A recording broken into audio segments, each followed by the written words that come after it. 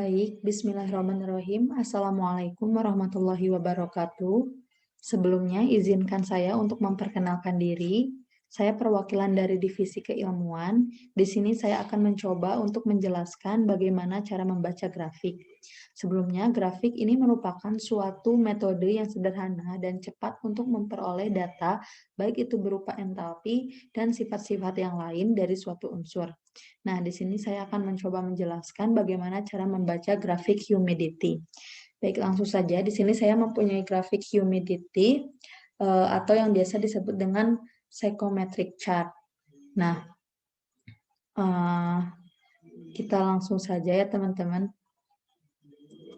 Nah, di sini ini ada garis-garis yang sudah saya gambar, di mana untuk garis yang berwarna ungu, yang garis vertikal ini itu merupakan garis untuk dry bulb temperatur. Nah, di yang sumbu X ini.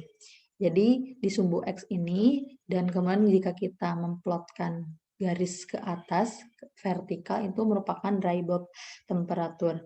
Nah, kemudian untuk yang garis berwarna merah ini, yang miring ini, itu merupakan wet bulb temperatur. Nah, kemudian untuk lanjutannya, ini yang garis berwarna pink, ini merupakan entalpi, menunjukkan entalpi.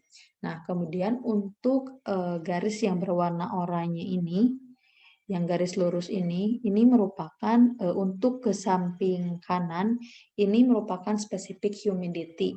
Sedangkan untuk ke samping kiri, dia yang sampai kepada garis lengkung saturation curve ini, itu untuk menunjukkan dew point atau temperatur mengembunnya. Nah, ini tuh ditarik ke bawah. Nah, sehingga nanti tuh akan mendapatkan dew point-nya. Nah, kemudian untuk garis miring ini merupakan spesifik volume yang ini. Nah, sedangkan untuk yang garis berwarna kuning lengkung ini merupakan relative humidity. Nah, mungkin kita coba langsung saja ya ke kasus di mana kasusnya itu tuliskan semua properti dari grafik humidity untuk udara basah pada dry bulb temperatur 90 derajat Fahrenheit, ya ini dry-nya 90 derajat Fahrenheit, dan wet bulb-nya temperaturnya itu 70 derajat Fahrenheit. Nah, diasumsikan seseorang itu mengukur dry bulb temperatur dengan menggunakan termometer, raksa, dan wet bulb temperatur menggunakan sling psychometer. Nah, kemudian kita langsung plotkan untuk data yang tadi, T dry-nya itu 90 derajat Fahrenheit dan T wet-nya itu 70 derajat Fahrenheit. Nah, untuk plot ini kita beri identitas A ya, titik A. Di mana kita plotkan, kita bentuk cari sampai di dry bulb temperatur atau T dry-nya itu 90 derajat Fahrenheit. Nah, ini tuh 90 derajat Fahrenheit ya. Nah, ditarik garis vertikal ke atas. Kemudian katanya diketahui itu T wet-nya 70 derajat Fahrenheit. Tadi kan dikatakan ya di awal bahwa garis yang miring ini tuh dia adalah T wet. Nah, dia letaknya tuh 70. Maaf ya teman-teman, 70 derajat Fahrenheit di sini. Nah, kita temukan titik potongnya, di mana titik potong ini kita kasih nama A, titik A ya. Nah, kemudian kita kan disuruh untuk mencari properti apa saja yang dapat kita dapat dari grafik humidity ini. Dengan hanya diketahui T dry dan T wet. Nah, kemudian di sini kita akan mendapatkan banyak ya beberapa properti.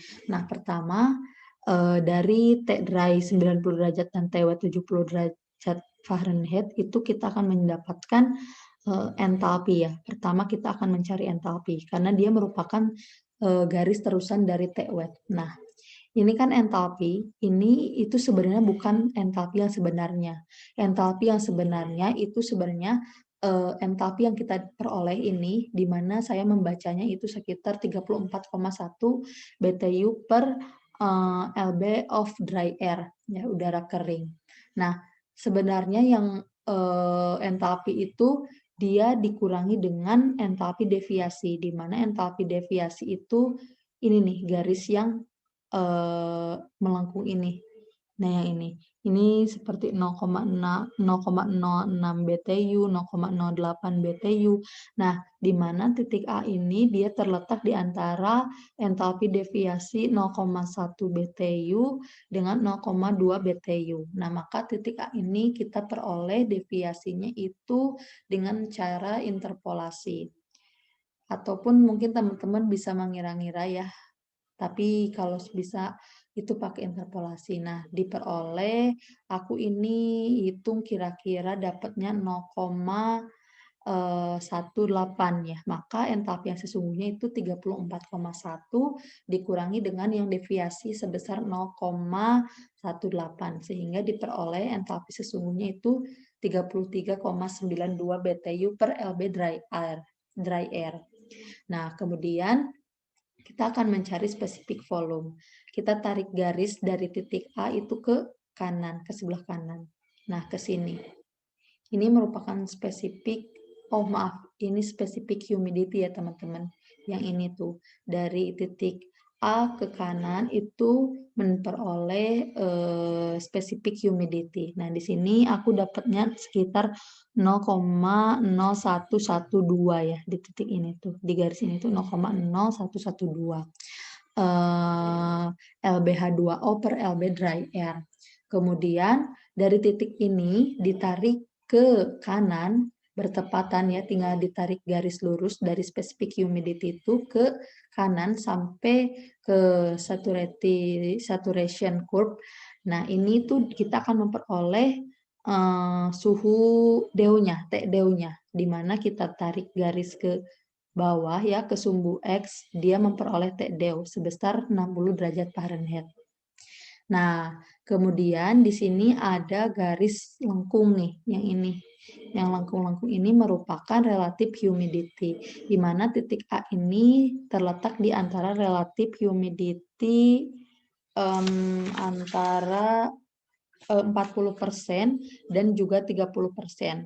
Nah, di sini teman-teman juga bisa melakukan interpolasi untuk menentukan relative humidity titik A atau titik manapun yang mungkin nanti letaknya tidak tepat pada garis yang lengkung-lengkung ini.